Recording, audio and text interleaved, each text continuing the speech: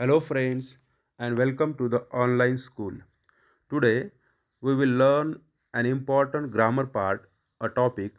The name of topic is questions or interrogative sentences. क्वेश्चन्सला interrogative sentences म्हणजेच प्रश्नार्थक वाक्य असे म्हणतात. चला तर जाणून घेऊया या व्हिडिओनंतर आपण काय शिकणार आहोत. आपण शिकणार आहोत टाईप्स ऑफ सेंटेन्सेस, वाक्याचे प्रकार. नंबर 2, प्रश्नांचे महत्त्व व प्रकार. नंबर 3, WH प्रश्नाचे सूत्र.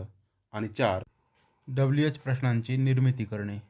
प्रश्न हे वाक्याचे प्रकारच असतात, त्यामुळे आधी आपण वाक्याचे 4 मुख्य प्रकार पाहून घेऊया. Types of sentences. Number 1, assertive sentences or statements म्हणजेच विधानार्थी वाक्य. Number 2, interrogative sentences or questions म्हणजे प्रश्नार्थी वाक्य. Number 3, exclamatory sentences or exclamations म्हणजेच उद्गारवाचक वाक्य. आणि चौथा प्रकार आहे इम्पेरेटिव्ह सेंटेन्सेस ऑर ऑर्डर्स. यापैकी क्वेश्चन्स म्हणजेच प्रश्नार्थी वाक्य यांची आपण सविस्तरपणे माहिती पाहूया.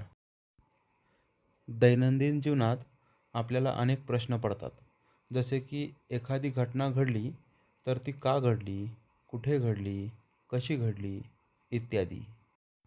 इंग्रजीमध्ये सुद्धा व्हाय, वेअर, हाऊ असे अनेक प्रश्न विचारून विविध माहिती गोळा केली जाते.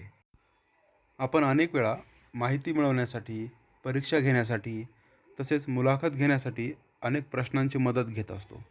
त्यामुळे प्रश्न विचारता येणं आणि ते बनवता येणं अत्यंत महत्त्वाचं असतं. त्यामुळे प्रश्न निर्मिती म्हणजेच इंग्रजीमधून क्वेश्चन फॉर्मेशन कसे करायचे हे आज आपण शिकूया. ग्रामरच्या दृष्टीने इंग्रजीत प्रश्नांचे 2 प्रकार पडतात.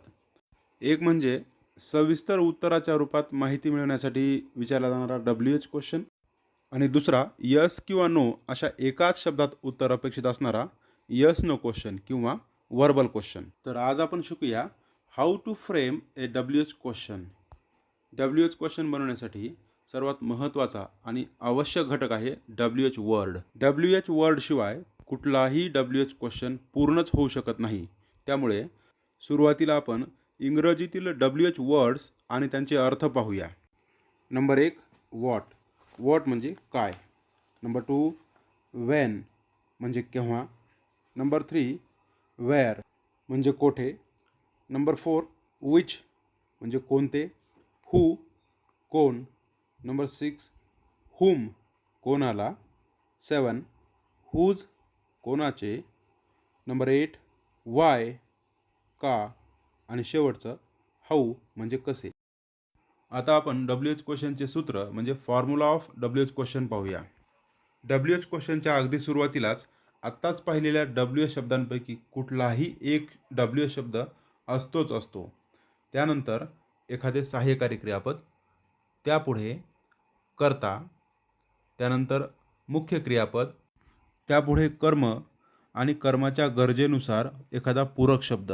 प्रश्नार्थक वाक्य असल्यामुळे सर्वात शेवटी प्रश्नचिन्ह न विसरता द्यावे. सोबतच्या सूत्रानुसार इंग्रजीतील प्रश्न कसे बनतात हे आपण उदाहरणासहित पाहूया. मित्रांनो, तुम्ही मला सांगू शकता का, what do you see on the screen. स्क्रीनवरती तुम्हाला काय दिसते बरं. A tree. Very good. आता या ट्रीवरून आपण काही प्रश्न बनवूया. WH क्वेश्चनच्या सूत्रानुसार सुरुवातीला आपण व्हॉट हा WH शब्द घेऊया. त्यापुढे इज हे हेल्पिंग वर्ब. इज नंतर दिस हा सब्जेक्ट घेऊया. आता हा प्रश्न पूर्ण होण्यासाठी मेन वर्ब, ऑब्जेक्ट किंवा कॉम्प्लिमेंट यांची गरज नसल्यामुळे शेवटी प्रश्नार्थक चिन्ह देऊन हा प्रश्न पूर्ण करूया. WH क्वेश्चन्स बनवायला शिकण्यासाठी आपण आणखी काही उदाहरणे पाहूया. व्हॉट आर दे डुईंग यामध्ये परत एक WH शब्द आहे. आर हे हेल्पिंग वर्ब आहे. दे हा सब्जेक्ट आहे आणि डुईंग हा मेन वर्ब आहे. आता इथे पहा, या बास्केटमध्ये वेगवेगळी फळे आहेत. जर आपल्याला एखाद्याला विचारायचं असेल की तुझे आवडते फळ कोणते, तर आपण तो प्रश्न कसा बरं तयार करू. त्यासाठी सर्वात अगोदर कोणतेसाठी विच हा WH शब्द घेऊया. त्यापुढे इज हे हेल्पिंग वर्ब ठेवूया. इज नंतर तुझेसाठी युअर हा कर्ता घेऊया. त्यानंतर इज ह्या क्रियापदाचे कर्म आणि पूरक म्हणून फेवरिट फ्रूट हे शब्द घेऊया. आणि इंटरॉगेटिव्ह सेंटेन्सच्या सूत्रानुसार शेवटी प्रश्नार्थक चिन्ह देऊन वाक्य पूर्ण करूया. चला तर मित्रांनो, तुम्हीसुद्धा तुमच्या शाळेतील, घरातील जवळच्या माणसांना त्यांचे नाव, छंद, त्यांचे आवडते खाद्यपदार्थ इत्यादी विचारण्यासाठी WH क्वेश्चन्सच्या सूत्राच्या मदतीने छान छान 5 ते 10 प्रश्न बनवा बरं. Thank you and good bye.